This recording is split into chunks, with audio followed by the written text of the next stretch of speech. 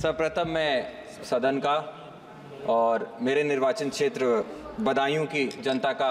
धन्यवाद दूंगा कि संसद में आज मुझे अपनी बात रखने का मौका दिया है। अध्यक्ष महोदय, जहां बजट की चर्चा में मुझे अपनी बात रखने का मौका दिया गया है, वहीं जब वित्त मंत्री जी बजट में अपना बजट पेश कर रही थी, उस समय पे बहुत बड़ी बड़ी बातें किसानों को लेकर कही गई, नौजवानों को लेकर कही गई, महिलाओं के लिए कही गई। लेकिन सच्चाई तो ये है कि जहां हमारा देश कृषि प्रधान देश है, 60% से ज़्यादा आबादी किसानी में आज है, वहीं जब सरकार किसानों की बात करती है तो हम सभी को और किसानों को भी याद आता है कि जब प्रधानमंत्री जी ने किसानों की 2014 में आय दुगनी करने की बात कही थी, आज हम कहाँ खड़े हैं। हमने देखा इन 10 सालों में किस तरीके से किसान आंदोलन के जरिए अपनी जो भूतपूर्व मांगे थी, एमएसपी की मांगे, क्योंकि जब हम स्वामीनाथन कमेटी की बात करते हैं तो सामने से पक्ष के लोग हल्ला करते हैं कि हमने स्वामीनाथन कमेटी को लागू किया है। लेकिन सच्चाई अध्यक्ष महोदय ये है कि स्वामीनाथन कमेटी की जो मूल सोल था, जो थी एमएसपी, न्यूनतम समर्थन मूल्य, आज भी ये सरकार उसको लागू नहीं कर पाई है। और सरकार इस बात को याद रखे कि जब सर्दी, गर्मी, बारिश और धूप हमारे इस देश का किसान झेल रहा था, सरहद पे बैठा हुआ अपनी मांगों के लिए लड़ाई लड़ रहा था, उस समय पर यह सरकार ने अपना मुंह फेर कर उस किसान का अपमान किया है। हमें याद रखना होगा कि 700 से ज़्यादा किसानों ने जब अपनी जान का बलिदान दिया, उस समय पे ये मौजूदा सरकार ने उनके बलिदान को पहचानने से भी इनकार कर दिया था। याद रखना होगा कि आज भी इस प्रदेश, इस देश के किसी न किसी कोने में कोई 800 वो परिवार हैं जिन्होंने अपने मुखिया को खोया है। उन बच्चों के बारे में सोचिए जिस किसान के बच्चों को पढ़ाने के लिए, शिक्षा के लिए वो मजदूरी करता था, खेत में अपनी मेहनत मजदूरी करता था। आज उस परिवार का भविष्य क्या है। मैं आपके माध्यम से अध्यक्ष महोदय पूछना चाहता हूं कि मेरे निर्वाचन क्षेत्र में बदायूं जिस क्षेत्र से आता हूं, वहां पे आज के समय पे सिंचाई को लेकर बहुत बड़ी समस्या है। जहां बदायूं के पास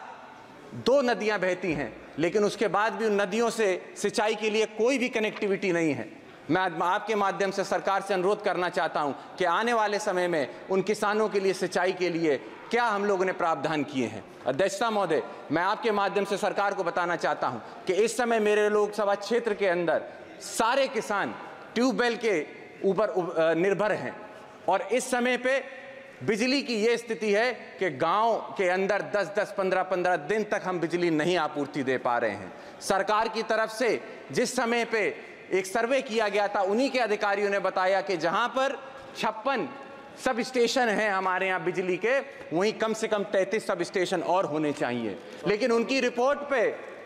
जब सरकार ने निर्णय लिया तो उसको 33 सब स्टेशन को घटाकर मात्र 8 सब स्टेशन किए जाने की बात आ रही है। मैं आपके माध्यम से अध्यक्ष महोदय अनुरोध करना चाहता हूं कि किसान इस समय पीड़ित है, त्राहिमाम मचा हुआ है क्षेत्र के अंदर, इसीलिए बिजली की समस्या को शीघ्र ही देखा जाए और इन समस्याओं को समझा जाए। साथ ही साथ मैं अध्यक्ष महोदय, मैं आपके माध्यम से अनुरोध करना चाहता हूं सरकार से, सिर्फ उत्तर प्रदेश नहीं, कई प्रदेशों के अंदर किसानों के लिए सबसे बड़ी समस्या अगर कोई बनती जा रही तो आवारा पशुओं की बनती जा रही है। जहां किसान और उसके परिवार को दिन दिन भर इस चरकती धूप में खेती करनी होती है, अपनी फसल के लिए, अपनी फसल की उपजाऊ दाम के लिए खेतों में मेहनत करता है, वहीं वो रात रात भर जाग कर अपनी फसल की रखवाली उन आवारा पशुओं से करता है। वही आवारा पशु जब रात में खेत चर जाते हैं तो किसान का नुकसान होता है, और वही आवारा पशु जब सड़क पे जाता है तो किसी ना किसी नौजवान की या महिला की जान लेने का काम करता है। अध्यक्ष महोदय, मैं आपके माध्यम से अनुरोध करूंगा सरकार से कि जहां आप किसानों की बात करती हैं, मैडम मेरी फर्स्ट टाइम स्पीच है, बस 2 मिनट और दे दें। 2 मिनट मैं आपके माध्यम से अनुरोध करना चाहता हूं अध्यक्ष महोदय कि जहां किसानों की बात की जाती है, वही किसान सम्मान निधि को देखकर सरकार अपनी पीठ थपथपाती है। मैं आपको बताना चाहूंगा कि आंकड़े कहते हैं कि रूरल सेक्टर के अंदर जहां पे खरीद की क्षमता घटती जा रही है, निश्चित तौर पे हमें समझना होगा कि किसान सम्मान निधि किसी काम की नहीं है। अध्यक्ष महोदय, मैं यूथ को, नौजवानों को नेतृत्व करता हूं, वहीं जहां देश में 35% नौजवान है जिसकी मूलभूत सुविधाएं एजुकेशन, और जॉब अपॉर्चुनिटीज़ हैं। आज सरकार कहीं भी जॉब देने में असमर्थ होती चली जा रही है। 80% से ज़्यादा हमारे देश का नौजवान बेरोजगार घूम रहा है। मैं अध्यक्ष महोदय आपके माध्यम से अनुरोध करना चाहता हूं कि आने वाले समय में उन